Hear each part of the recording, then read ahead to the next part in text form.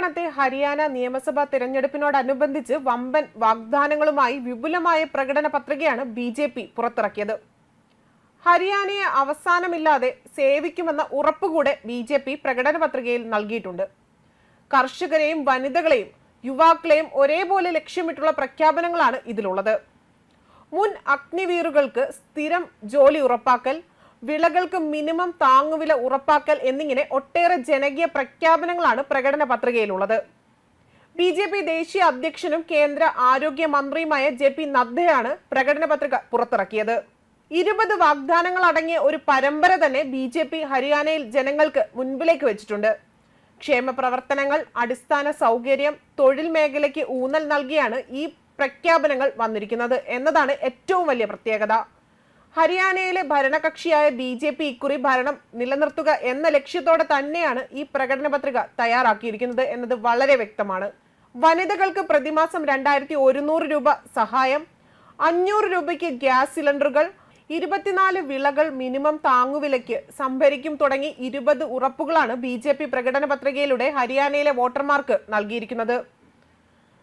10 വ്യവസായ നഗരങ്ങൾ സ്ഥാപിക്കും, 50,000 യുവാക്കൾക്ക് ജോലി നൽകും, നഗരങ്ങളിലും ഗ്രാമങ്ങളിലുമായി 5 ലക്ഷം വീടുകൾ നിർമ്മിക്കും, 2 ലക്ഷം യുവാക്കൾക്ക് സർക്കാർ ജോലി ഉറപ്പു നൽകും, സർക്കാർ ആശുപത്രികളിൽ ഡയാലിസിസ് സജ്ജമാക്കിയിരിക്കും, ഗ്രാമമേഖലയിലെ കോളേജ് വിദ്യാർത്ഥിനികൾക്ക് സ്കൂട്ടർ നൽകും, ഹരിയാനയിലെ മുഴുവൻ അഗ്നിവീറുകൾക്കും സർക്കാർ ജോലി നൽകും.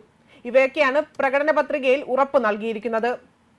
അതേസമയം ഇക്കുറി ഹരിയാനയിൽ ബി.ജെ.പിക്ക് വലിയ വെല്ലുവിളിയാകുമെന്നത് കരുതുന്ന കോൺഗ്രസ് കഴിഞ്ഞ ദിവസമാണ് പ്രകടന പത്രിക പുറത്തിറക്കിയത്.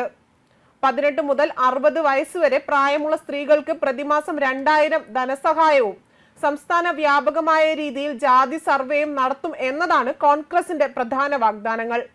ഒക്ടോബർ 5-നാണ് സംസ്ഥാനത്ത് നിയമസഭാ തിരഞ്ഞെടുപ്പ് നടക്കുന്നത്. ഹരിയാനയിൽ 2019 നിയമസഭാ തിരഞ്ഞെടുപ്പിൽ 40 സീറ്റുകളുമായി ബി.ജെ.പി. ഏറ്റവും വലിയ ഒറ്റ കക്ഷിയായി മാറിയപ്പോൾ കോൺഗ്രസിന് വെറും 31 സീറ്റുകളാണ് ലഭിച്ചത്.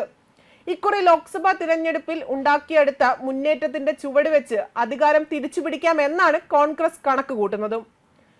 എന്നാൽ കോൺഗ്രസിന് ഇത് വെറും ഫോർമാലിറ്റി മാത്രമാണ്. ആചാരം നടത്തുന്നത് പോലെയാണ് അവർ പ്രകടന പത്രിക പുറത്തിറക്കിയത്. അത് ജനങ്ങളെ കബളിപ്പിക്കുകയാണ് എന്ന് നദ്ദ പറഞ്ഞു. ഹരിയാനയിലെ മുഴുവൻ അഗ്നിവീറുകൾക്കും സർക്കാർ ജോലി നൽകുമെന്നും അതുകൊണ്ട് തന്നെ ബി.ജെ.പിയെ സംബന്ധിച്ച് പ്രകടന പത്രിക പ്രധാനമാണ് എന്നും നദ്ദ പറഞ്ഞു. വെബ് ഡെസ്ക് കർമ്മ ന്യൂസ്.